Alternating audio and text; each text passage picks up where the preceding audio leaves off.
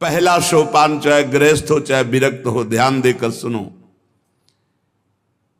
ये आज जो सर्वनाश किया जा रहा है ब्रह्मचर्य का, इसी से संत लाभ नहीं मिल पाएगा। चाहे गृहस्थ हो, संतानोत्पत्ति के लिए धर्म पूर्वक अपनी पत्नी से सहवास करने की शास्त्र आज्ञा करता है। ब्रह्मचर्य सेवन से अमोघ लाभ प्राप्त होता है। पहला, ब्रह्मचर्य सेवन से लाभ, संत संग का पहला लक्षण है आचरण की पवित्रता। आचरण की पवित्रता, इंद्रियों की शांति। इंद्रियों की शांति अर्थात ब्रह्मचर्य, प्रत्येक इंद्रिय का ब्रह्मचर्य। ब्रह्मचर्य से तत्काल प्रभाव बढ़ता है। क्या? स्मरण शक्ति। बहुत ध्यान देने की बात है। अगर आपको भगवत स्मृति में डूबना है तो आपको ब्रह्मचर्य का पोषण करना पड़ेगा, चाहे जो हो। इसके बिना स्मरण शक्ति आपकी काम नहीं करेगी। स्मरण शक्ति बहुत प्रवीण, एक बार जो सुन लिया उसका सैकड़ों बार मनन हुआ, मनन होकर उसके आगे धारणा शक्ति। जो ब्रह्मचारी नहीं, स्मरण शक्ति नहीं होगी, धारण करने की शक्ति नहीं होगी, खोखला जीवन हो जाता है। स्मरण शक्ति, धारणा शक्ति और संकल्प शक्ति। इतने बजे जगना है, इतना करना है, ऐसे चलना है, ऐसे सब होगा।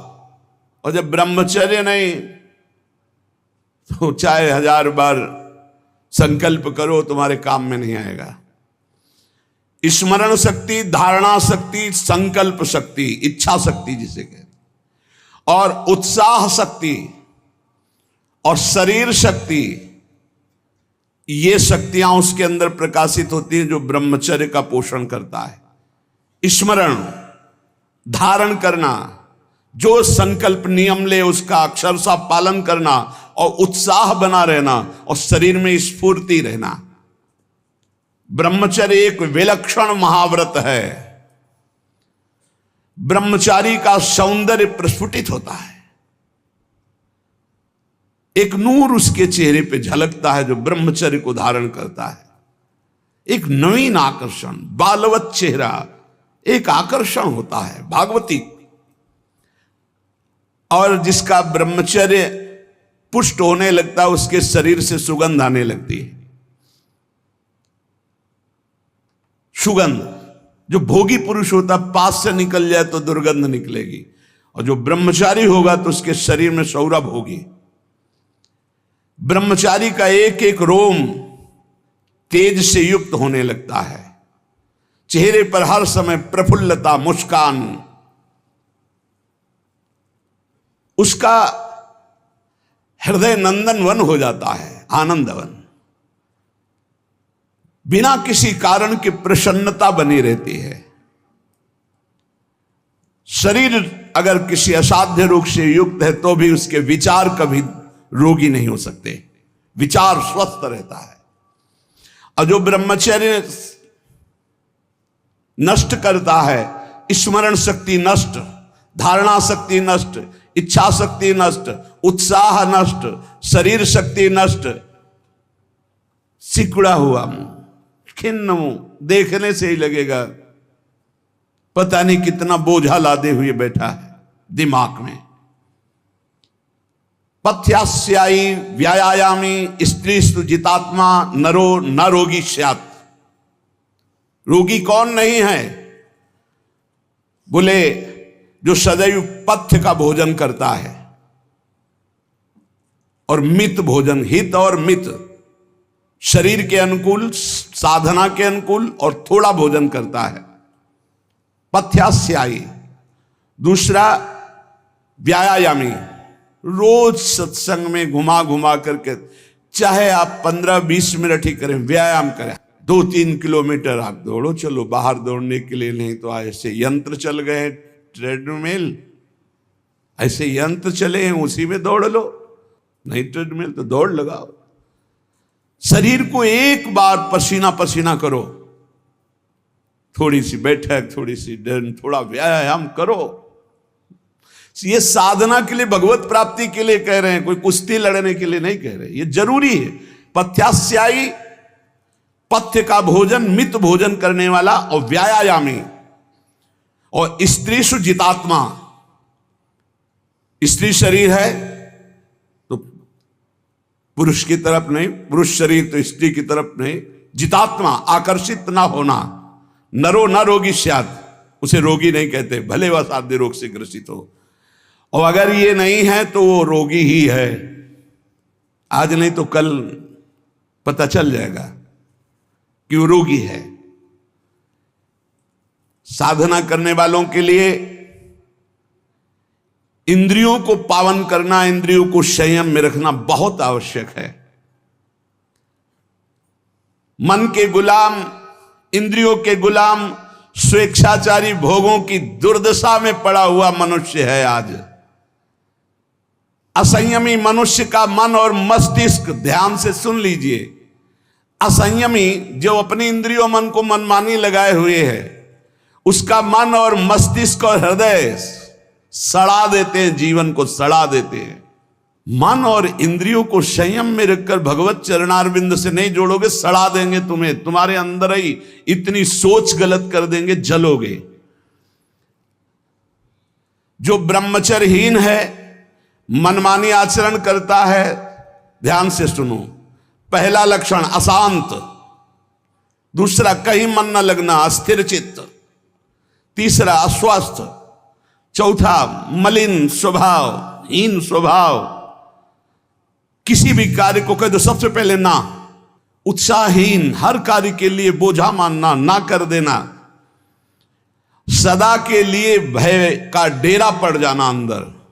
ये देखो शास्त्र है, ये महापुरुषों के द्वारा लिखा हुआ, जिन्होंने अनुभव किया सबके मनों में अपने मन को मिलाकर। इंद्रियों का जो असंयम है वो हर तरह से मनुष्य को नष्ट कर देता है।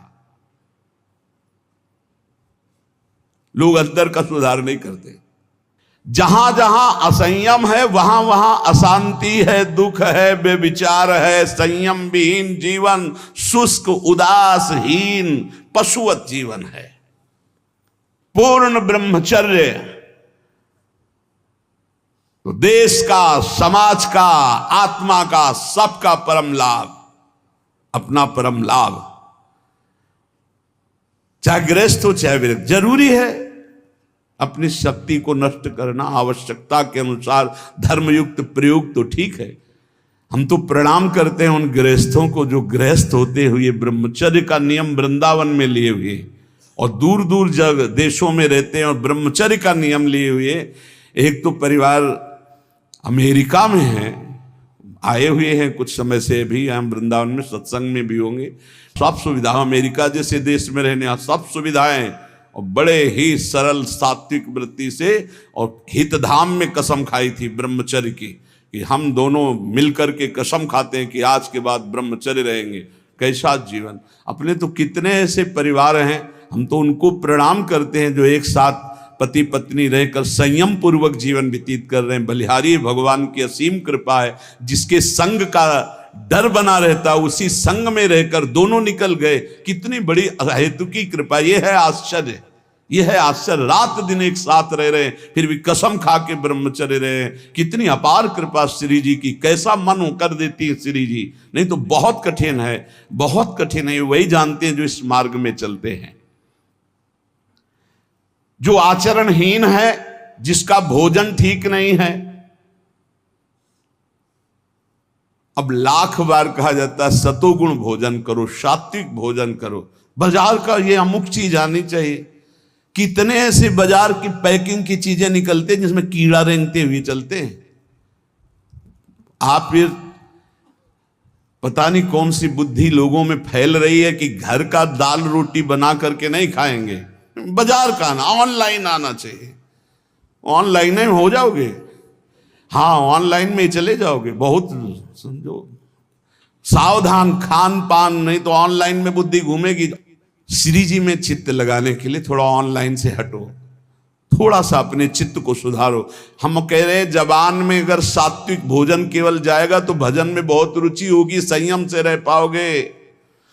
ये बावरे नहीं थे पुराने संत महात्मा जन की जो सात्विक ब्रजवासियों का अन्न या भिक्षान्न या सात्विक, देखो 10 दिन केवल देखो, शुद्ध दाल रोटी पाओ, मूंग की दाल वाली रोटी पा लो, फिर आप देखो भजन करके, और 2 दिन जरा इधर उधर होटल का पाके देखो, फिर देखो कैसा है। कोई भी कहीं भी हो, सात्विक वृत्ति से अपने घर का भोजन करो, कम से कम दाल पानी से धो लिए हो। और वैसे तो शुद्ध क्या रह गया, इतने केमिकल गेहूं में डाले जाते हैं, वो सब आकर के शरीर के ब्लड प्रेशर को, हृदय को, कई तरह के रोग पैदा करें। अब किसको किसको समझावे। गाय के गोबर आदि से जो फसल होती थी, बहुत 8 मन या 10 मन होते थे। हम किसान के घर में पैदा हुए तो हमें पता है। अब 40 मन 50 मन होती है। तो जब 8-10 मन पैदा होती थी तो सरकारी अस्पताल के बाद स्कूल हमारा था, तो सरकारी अस्पताल के डॉक्टर आते थे, बीच मैदान में कुर्सी डाल के बस हवा खाते रहते थे, कोई मरीजे नहीं होता था। गांव में बुखार आया, 2-4 दिन काढ़ा पिया, ठीक हो गए, अस्पताल जाने की जरूरत नहीं होती थी। और आज अस्पताल में आप चले जाओ तो भीड़ लगी हुई है। क्यों? सब खान पान बिगड़ा हुआ है। तो जो ब्रह्मचर्य पालन करता है, रोग से लड़ने की सामर्थ्य आती है, शोक स्पर्श नहीं कर सकता, मोह पर विचार करने की सामर्थ्य आती, प्रमाद स्थिति नहीं रहती, अकर्मण्यता नहीं रहती, अकाल मृत्यु नहीं होती। ब्रह्मचारी कभी विचारों से दरिद्र नहीं होता है, चिंता नहीं होती, उसके हिंसात्मक वृत्ति नहीं होती, द्वेष नहीं होता, ईर्ष्या नहीं होती, अशांति नहीं होती। ब्रह्मचर्य समस्त दोषों का नाश कर देता है। तमोगुण रजोगुण का विकार, काम क्रोध लोभ मोह मत्सर अभिमान, इन शत्रुओं को पराजित करने के लिए, आत्मा आनंद में स्वराज्य पर स्थित होने के लिए इंद्रियों का संयम ब्रह्मचर्य अत्यंत आवश्यक है। ब्रह्मचर्य का विमल प्रताप प्रकट होता है। वीरवान बलवान होता है, विद्वान होता है, तपस्वी होता है, मनस्वी होता है, त्यागी होता है, तत्व चिंतन परायण होता है। ब्रह्मचर्य में अलौकिक अमानुषिक शक्ति जागृत हो जाती है। अमानुषिक ऐसा कैसे हो सकता है? हो सकता है क्योंकि ब्रह्मचर्य है, क्योंकि भगवत मार्ग का पथिक है। उस शक्ति, उसकी शक्ति के सामने संसार को आश्चर्य असंभव जान पड़ता है। देश का अभ्युत्थान, अपना अभ्युत्थान, समाज का अभ्युत्थान एक ब्रह्मचारी ही कर सकता है, व्यभिचारी नहीं। तो ये मूर्ख लोग ये नहीं समझते कि तुम इंद्रियों की गुलामी स्वीकार करते हो या स्वतंत्रता, मन की गुलामी स्वीकार करते हो या स्वतंत्रता। स्वतंत्रता किसे कहते हैं अभी जाना नहीं। मनमानी आचरण को तुम स्वतंत्र कहते हो कि मैं जो चाहूं। कितने मिनट स्वतंत्र हो जरा देखो, 1 सेकेंड भी नहीं। हर वृत्ति तुम्हें गुलाम बनाए हुए है। क्या इंद्रियों का गुलामी कभी स्वतंत्र हो सकता है? विचार करो, स्वतंत्र कौन है? स्वतंत्र है जो संयमी है, संतोषी है, जितेंद्रिय है। याद रखो, ब्रह्मचर्य सेवन ही प्रभु प्रेम और आत्मज्ञान की नींव और स्वच्छ मार्ग है। शरीर में सहने की सामर्थ्य ब्रह्मचर्य से आती। गर्मी सर्दी बरसात मान अपमान निंदा स्तुति, ये ब्रह्मचर्य से सहने से। ब्रह्मचारी को सबसे पहले अपनी रसना पर नियंत्रण रखना आवश्यक है। जबान पर, जबान बिगड़ी सब बिगड़ा। गंदे आचरण वाले, जिनको पवित्रता का ज्ञान नहीं, जिनको केवल अर्थ पिशाच हैं, नाना प्रकार की अपवित्रताएं करके तुम्हें भोजन परोसते हो, गरम गरम तुम्हारे सामने आया, तुम अमृत समझ के खा रहे हो, तुम्हारी बुद्धि नहीं खराब हो जाएगी? सबसे पहले सतमार्ग में चलने वाले को इस रसेंद्री को मारना होता है। रसेंद्री, ये जीत गए, सब जीत गए। और इस मार्ग में सबसे ज्यादा इसी को दुलार करने का अवसर मिलता है। जहां निमंत्रण होगा वहां चक्क होगा, बस को खाओ और चौपट करो अपनी साधना, अपने परमार्थ को चौपट कर दो। खाना ही मृत्यु है और खाना ही जीवन है। जो पवित्र भगवद अर्पित मित आहार करता है वो अपने जीवन को भागवतिक बना लेता। कितना खाओगे? याद रखो, परमार्थ में चलने के लिए रसेंद्री को बहुत शासन में जरूरत है, बहुत शासन की जरूरत है रसेंद्री में। अगर रसेंद्रिय आपकी छूटी हुई है तो कोई भी इंद्रिय आपके कब्जे में आने वाली नहीं। भोजन किया जाता है जीवन रखने के लिए, प्राणों का पोषण। और आप ये समझो जैसे आप 400 ग्राम अन्न पा लिए तो आपकी जीवनी शक्ति उसमें पचाने में कम लगेगी और आपके चिंतन में ज्यादा लगेगी। 800 ग्राम डाल लिया। एक दिन सुना था 24 घंटे में एक मानव शरीर को स्वस्थ रहने के लिए 400 ग्राम अन्न की जरूरत होती, बस। इसके बाद तो ऊपर ओवरलोड करना है। इतनी हानि है, आप नहीं समझ पा रहे, रोगों का घर बढ़ा रहे हो। थोड़ा भोजन करो, सात्विक भोजन करो, और ऐसा भोजन करो जिसमें तेल आदि गरिष्ठ पदार्थ ज्यादा न हो, तो आपकी जीवनी शक्ति बढ़ेगी। आप उसी जीवनी शक्ति से भजन करेंगे। भजन में मन क्यों नहीं लगता? आप देखो, एक दिन खा के अच्छे, और एक दिन 2 रोटी खाओ केवल हमारे कहने के अनुसार, कि आपको लगे कि हाँ भूख लगी अभी, और बस छोड़ दो, फिर आप भजन में लगो, देखो कैसी वृत्ति जाएगी, सतोगुणी। चंचलता मन की तभी रुकती है जब सात्विक भोजन होता है। नेत्र की चपलता, बार बार इधर उधर देखना, कानों की चपलता, प्रपंच की बात सुन, हर इंद्रिय का ब्रह्मचर्य हमें चाहिए। तो बहुत लाल मिर्च वाला गर्मा गर्म, ये ब्रह्मचर्य के लिए सब हानिकारक। उत्तेजक भोजन नहीं, उत्तेजक दृश्य नहीं, उत्तेजक बातें नहीं, तभी संयम से चला जा सकता है। प्रतिदिन एकाग्रता पूर्वक कुछ सदग्रंथों का स्वाध्याय सबको करना चाहिए, सत्संग सुनना चाहिए, परम पवित्र महाभागवतों के चरित्र पढ़ने चाहिए, सरलता पूर्वक विश्वेश्वर भगवान की प्रार्थना, उनका नाम जप करना चाहिए। केवल ऐसे संयम से चलने से सबकी उन्नति का भाव जागृत हो जाता है, निस्वार्थ भाव जागृत हो जाता है। पूरे जगत का मंगल वो कर सकता है जो संयमी है। जो संयमी नहीं, वो दीन दुखी अपनी इंद्रियों के पोषण भरण में लगा रहता है। याद रखो, सच्चित आनंद स्वरूप परमात्मा की प्राप्ति ही तुम्हारा लक्ष्य है। वो अमृतानंद शांत समुद्र तुम्हारे हृदय में है। तुम्हें लगना पड़ेगा इस मार्ग में, तुम्हें प्रयत्न करना पड़ेगा। वो प्रयत्न गुरु कृपा से, भगवत कृपा से है, ये मानना होगा, नहीं तो अहंकार हो जाएगा। नमा ऋषिभ्या पूर्वजेभ्या पूर्वेभ्या पथिकृतभ्या, ये महामोह में ज्वाल में मैं उन ऋषि मुनियों को नमस्कार करता हूं जिन्होंने हमको ये मार्ग पूर्व में अनुभव करके बताया है। देखो, जैसे तुम्हारे मन की क्या वृत्ति है ये जानना हो, पूरे जगत के मन की क्या वृत्ति है ये जानना हो, तो थोड़ी देर मन को किसी विषयी पुरुष में तदात्म किया जाता है, फिर उसकी जो मन की तरंगे हैं वो सब मन में आती, तब होता है अच्छा ऐसी स्थिति। तो ये लगता है महात्मा लोग कैसे जानते बिना अनुभव किए? संसार का तो अनुभव नहीं किए, इनको तो संसार का अनुभव, फिर जानते कैसे? वो तुम्हारे मन में जानते हैं। तुम्हारे मन में जो चल रहा, मन को मन में मिलाया और 1 मिनट में सब जान लिया। और वो फिर जब बोलते तो हाँ हाँ ऐसा ही चलता है, ये तो आश्चर्य की बात है, तो ये तो हमारे मन की बात है, क्योंकि तुम्हारे ही मन की बात तो जान करके बोल रहे हैं। तो अनेक जन्मों में भ्रमण करते हुए ध्येय की प्राप्ति के लिए हमें भगवान ने मानव जन्म दिया। हमें अपनी इंद्रियों को संयम में रख करके सत्संग, स्वाध्याय, सेवा, सुमिरन, इसमें डूबना है। इसमें श्री भगवान स्वयं कह रहे हैं सबरी जी से, प्रथम भगति संतन करि संगा, दूसरी रति मम कथा प्रसंगा। सबसे पहली भक्ति है भगवान के प्रेमी भक्तों का संग। दूसरी भक्ति उनके मुख से निकली हुई भगवत चर्चा। भगवान श्री रामचंद्र जी महाराज कह रहे हैं संतों का सेवन करो। संत शब्द नहीं कहा, संतन, बहुत से संतों का।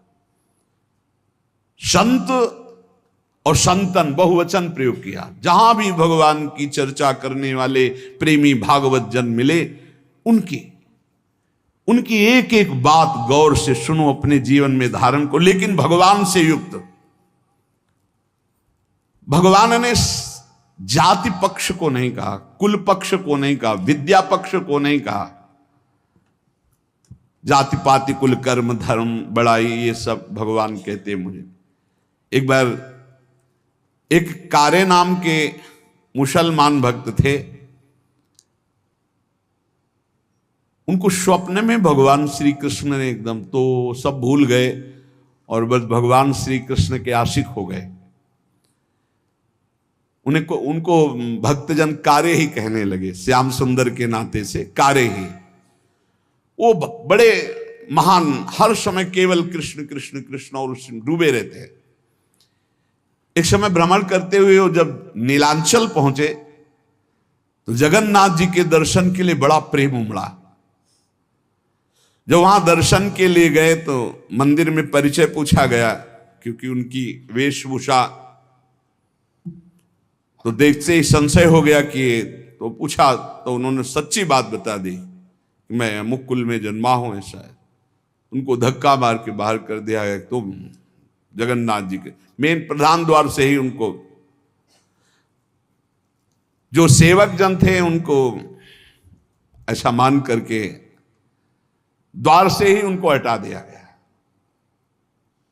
और वो बहुत अंदर ही अंदर लड़े, हम तो जानते भी नहीं थे आपको, आपने ही आकर स्वप्न में परिचय दिया, मेरे चित्त को चुराया, अपना दास बनाया और आपने उत्साह पैदा किया कि चलो मेरे दर्शन करने, तो नीलांचल दर्शन कर, फिर ऐसा क्यों धक्का दिलवा दिया, द्वार पर से हटा दिया। तो वो कवि प्रकृति के थे, एकांत में जाकर के बैठ गए और कहने लगे, यदि तू जगत का नाथ तो हमारी भी सुध लीजिए। कह रहे, हे कारे, तूने करार किया, स्वप्न में आकर मेरे दिल को चुराया और बता दिया कि तू ही मेरा स्वामी है, और तू मुझे अलग मान करके धक्का दिलवा करके भगवा दिया। क्या यही प्रेम है? यदि तू जगत का मालिक है तो अब मुझसे रहा नहीं जा रहा है। आपने हमारे को अपने दरबार से भगवा दिया। यदि तू सर्वलोक महेश्वर सबका मालिक है तो फिर अब देर मत कर। भक्ति हितकारी भगवान से नहीं रह गया, उन्होंने तुरंत भोग की थाल ली और समुद्र के किनारे बैठे हुए कार्य के पास गए। बहुत सुंदर जगन्नाथ जी हैं, ये तो प्रेम विकल रूप इनका है तो अनंत कामदेवों को मोहित करने वाले भगवान श्री कृष्ण ही, ये तो प्रेम विकल। पीछे से आवाज दे कारे, पीछे मुड़ के देवी देखा, अपने हाथ से भगवान ने भोग पवाया। यहां कह रहे कि भगवान किसी जाति पक्ष को, कुल धर्म को, ये सब नहीं देखते, केवल प्रेम धर्म को देखते हैं। इसलिए किसी भी मत का कोई भी भक्त हो, कभी किसी भक्त का अपमान किसी जाति पक्ष या किसी धर्म पक्ष को लेकर नहीं करना चाहिए। जब कोई श्री भगवान के मार्ग में चलता है तो सिर्फ श्री भगवान का होता है, ये बात मानना चाहिए। हरि का भजे सो हरि का होए, जाति पाति पूछे नहीं कोई, ये भक्ति सिद्धांत की बात है। अहो वत्स पचतो गरीयान यज्जिभ्यागे वर्तते नाम तुभ्यम। जब भगवान का कोई प्रसाद तुम्हें पवाने की बात करे तो कभी ये मत कहना कि अच्छा बना है। ये संतों के वचन हैं, बाबा रामदास जी महाराज करेंगे उनके वचन।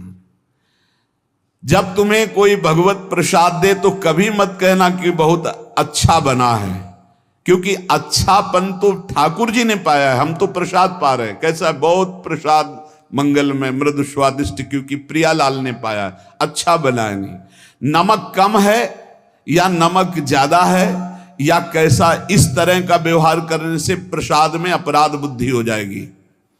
अच्छा बना है ये ठाकुर जी जाने, भोग लग चुका है, सिर्फ प्रसाद है और अमृत है, उसकी हम प्रशंसा क्या करें जिसको श्री ठाकुर जी ने पाया है, और उसमें हम कमी क्या निकालें जिसको श्री ठाकुर जी ने पाया है। इसलिए कभी प्रसाद तुम्हारे सामने आवे तो उसमें ये थोड़ा दाल में नमक तो कम है, प्रसाद का प्रभाव नहीं आएगा। प्रसादे सर्व दुखा नाम हानिरस्योपजायते, जैसा है वैसे ही प्रसाद पावना चाहिए। और कभी अच्छी बुरी भावना नहीं करनी चाहिए, कभी पकवान अन्न फलहार की भावना नहीं। प्रसाद सिर्फ प्रसाद है। श्री स्वामी रामदास जी महाराज कह रहे हैं, स्वामी जी महाराज कह रहे, जौलों ठठरी शीश पर तो राम राम है सत्य, मानुष बैठे मसान में तो ज्ञान कथें अलबत, ज्ञान कथें अलबत रहेगा रहा न कोई। आपस में बैठते जब जाते हैं बोले राम नाम सत्य, वहां बैठते हैं भैया रो मत, यहां किसी को नहीं रहना, सबको जाना, बड़ा ज्ञान बघारते हैं। और नहाए धोए कर घर चले ऐसे ज्ञान भवगत, जौलों ठठरी शीश पर तो राम राम है सत्य। ऐसा ज्ञान किस काम का?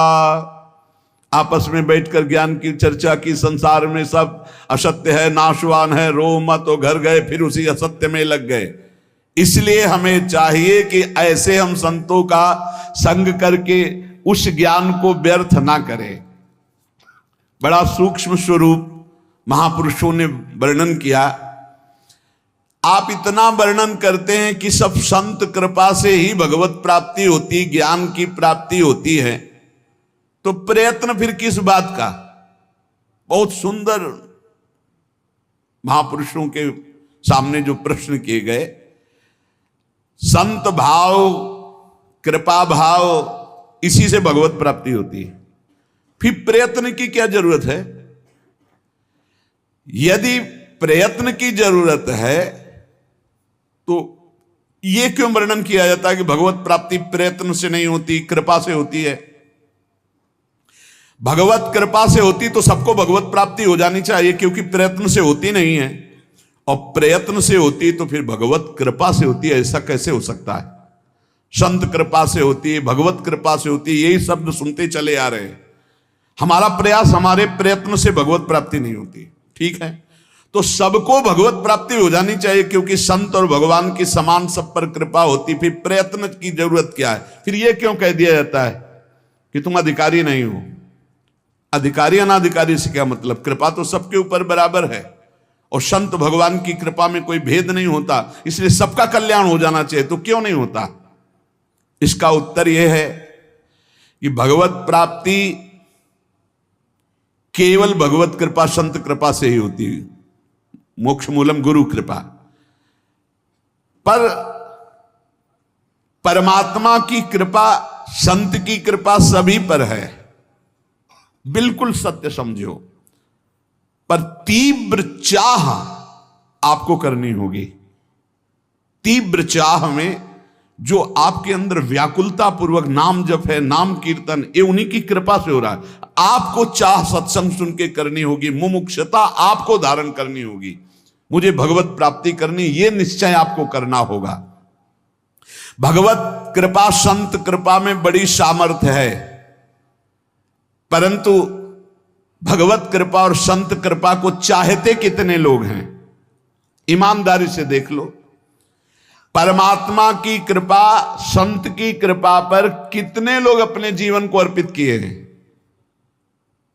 संत की कृपा, भगवत कृपा पर। कोई एक भक्त है जो हर प्रश्न की बात में यही केवल कहते, हम तो कुछ नहीं जानते, बस इतना जानते कि हमारे गुरुदेव हैं, बस हमारे तो सब कुछ गुरुदेव हैं। अब इसी बात पे डटे रहो, तुम्हारा कल्याण हो जाएगा। इस बात से फिसल गए तो तुम्हारे पास कुछ है ही नहीं। जिनका विश्वास है उन्हें प्राप्ति निश्चित होती है। बहुत ही सूक्ष्म विषय है।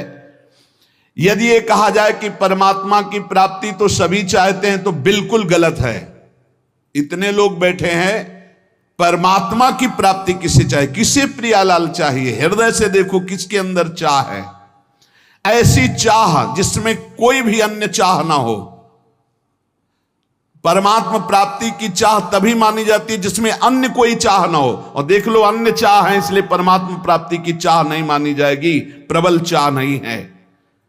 हम देखते हैं जिसको धन की चाह होती, वो धन के लिए कहीं भी दूर देश जाना पड़े, कुछ भी करना पड़े, सब कुछ, धूप कष्ट गाली सब सहने के लिए तैयार है। इसी प्रकार भगवत प्राप्ति की जब चाह होगी तो हर कष्ट सहने के लिए तुम तैयार हो जाओगे। धन केवल चाहने से नहीं मिलता, धन के लिए प्रारब्ध बलवान, क्रिया में प्रवीणता और समय की संयोगता तीनों होती तब धन की प्राप्ति होती है। लेकिन भगवान की प्राप्ति जड़ धन की तरह नहीं है, इसमें चाह प्रबल चाहिए। प्रबल चाह, खास बात है प्रबल चाह। ये जितनी साधनाएं लालसा पैदा करने के लिए है, आपकी चाह पैदा हो जाए। रुद्र सुश्वरम राजन कृष्ण दर्शन लालसा, आपकी लालसा प्रकट हो जाए भगवत साक्षात्कार की। जो भगवान को जैसे चाहता है, जो कुछ चाहता है भगवान जान रहे हैं। जो केवल भगवान को चाहता है उस पर संत कृपा, भगवत कृपा बरस पड़ती है।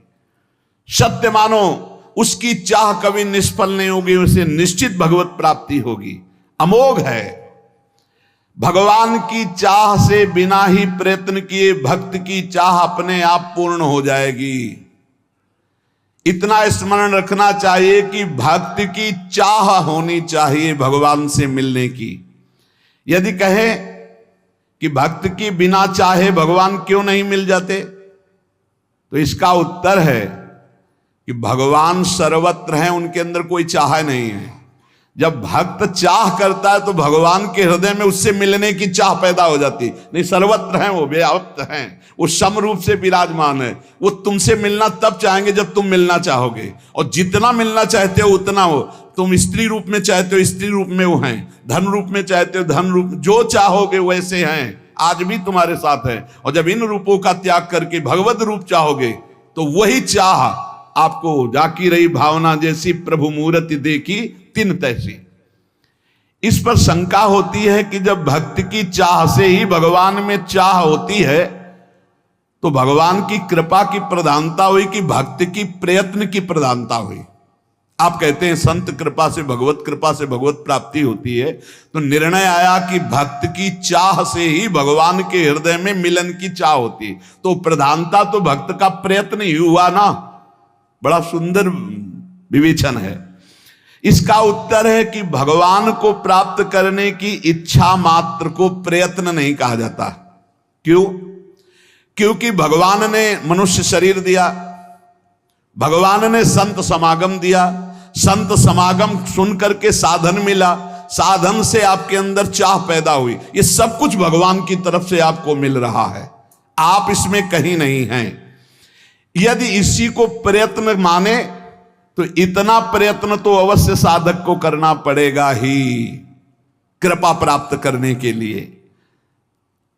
ध्यान देकर देखने से मालूम होगा कि भगवान के मिलन की इच्छा भगवान ने ही पैदा करवाई है, संत समागम कराकर मिला करके।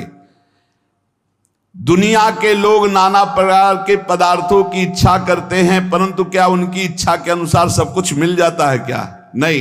एक इच्छा ऐसी है जो प्रारब्ध के अधीन नहीं है, भगवान की प्राप्ति। ये इच्छा बड़े संत समागम से ही प्रकट होती है। देख लो, जिसके कभी भी कहीं भी भगवत प्राप्ति की इच्छा होगी वो सत्संग से होगी। और सत्संग बिन सत्संग विवेक न होई, राम कृपा बिन सुलभ न होई। तो इसमें तुम्हारा प्रयत्न नहीं, इसमें भगवान की कृपा है। इच्छा करने पर जो प्रयत्न होता है वो भगवान ही तुमसे करा रहे हैं। भगवान ही साधक को निमित्त बना करके संत समागम कराकर उसके अंदर साधन पद्धति चलाना, ये सब भगवान कर रहे हैं। जैसे अर्जुन जी से कहा भगवान ने कि मेरे द्वारा ये सारे वीर मारे जा चुके हैं, तुम केवल निमित्त मात्र बन जाओ, ये मारे जा चुके हैं। ऐसे ही साधक शरणागत केवल निमित्त होता, करवाते सब भगवान है भगवत प्राप्ति तक।